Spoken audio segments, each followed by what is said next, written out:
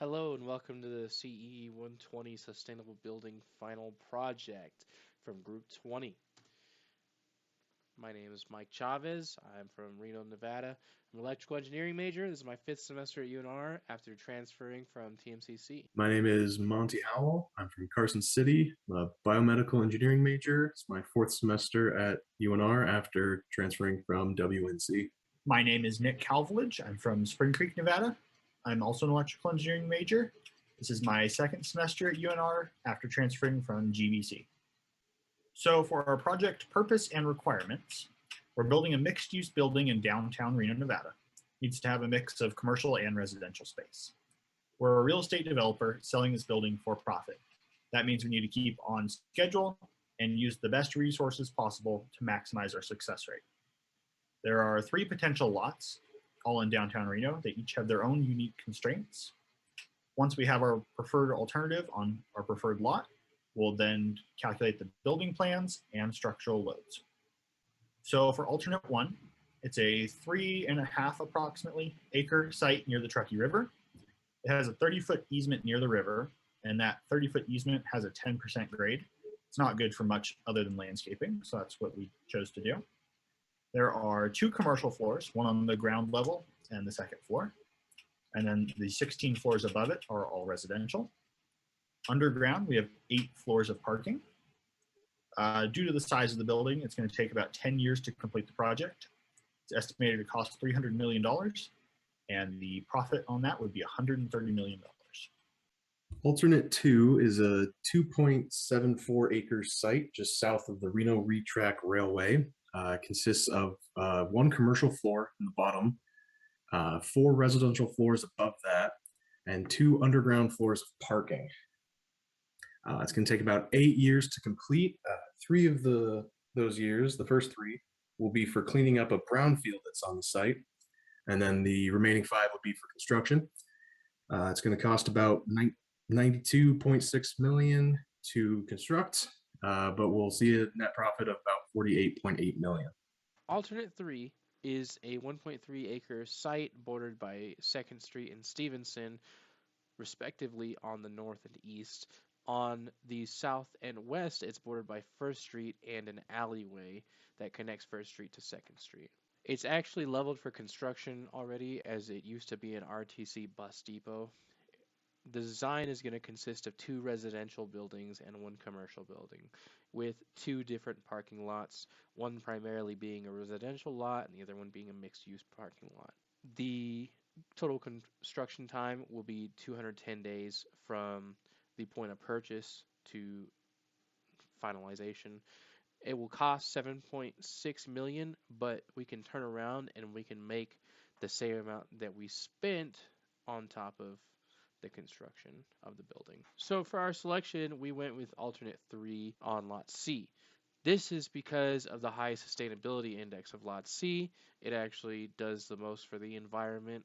At the same time, it is the best price effective point. The smaller project can be completed sooner, and that would allow us to look into other projects and potentially come out with more profit in the long run.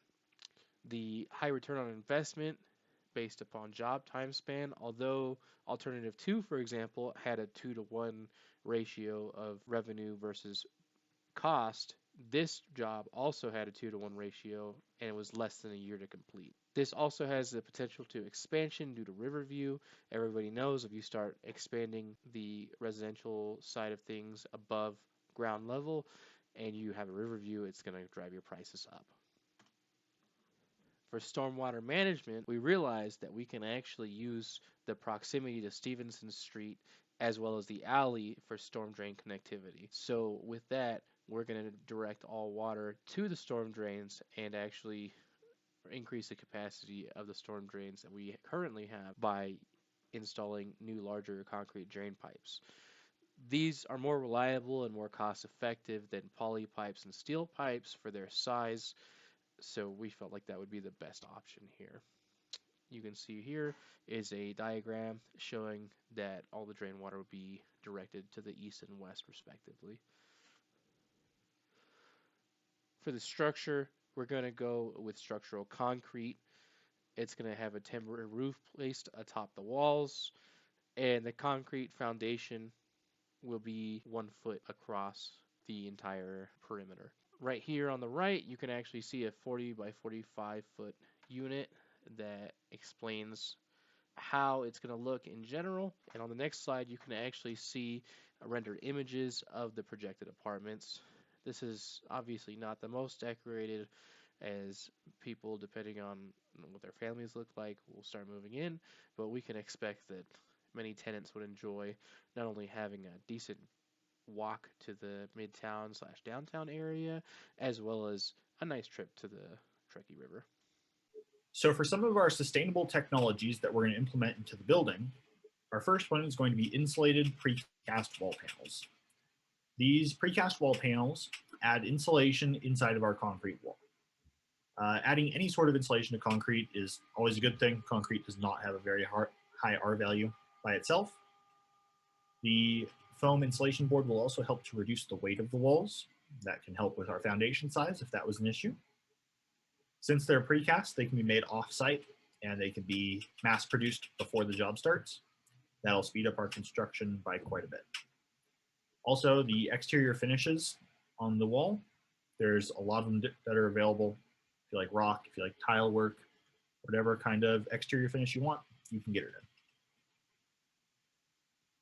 All right, the second technology that we want to implement into this building is an energy roof or a solar roof.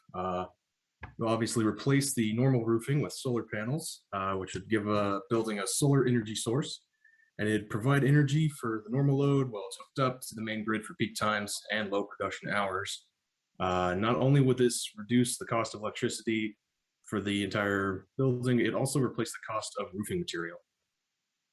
So lastly, we have geothermal energy source, which would also provide us with a heating and cooling unit from the earth. Now, this is important because if you have a basement, you typically know that your basement is going to stay around the same temperature. And that's because the earth that's on the other side of your foundation, as well as your walls in the basement, is typically around 55 to 60 degrees. And these pipes are laying in about the same level as that. So no matter what time of the year, it's going to be cooler or warmer, depending on if it's winter or summer. Now, this actually reduces a lot of gas usage in the home, as well as the electricity usage, because this water is naturally going to stay the same temperature. This would also be a more quiet solution to air conditioning, as normal geothermal heating and cooling systems typically run at about the same decibel level as a refrigerator. Finally, we have impact on the community.